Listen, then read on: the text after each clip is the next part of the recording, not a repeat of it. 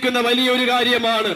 അതേ പ്രിയരെ, തിരിഞ്ഞു വരുവാൻ മനസ്സുണ്ടോ? അതെ എങ്കിൽ നിങ്ങളെ ദൈവരാജ്യത്തിൽ കൈക്കൊള്ളുവാൻ ദൈവത്തിന് മനസ്സുണ്ട്.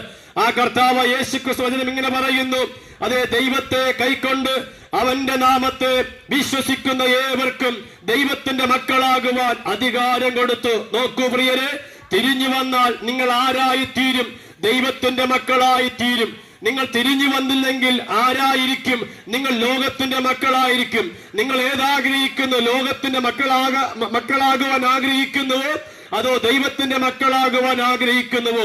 ലോകത്തിന്റെ മക്കളാകുവാൻ ആഗ്രഹിക്കുന്നുവെങ്കിൽ നിങ്ങൾക്ക് തിരിയേണ്ട കാര്യമില്ല. ഈ ലോകം പോകുന്നത് പോലെ പോയാൽ മതി. എന്നാൽ ദൈവത്തിങ്കലേക്ക് തിരിയണമെങ്കിൽ ലോകം പോകുന്നത് പോലെ പോകരുത്. പറയലേ, തിരിഞ്ഞു വരിക.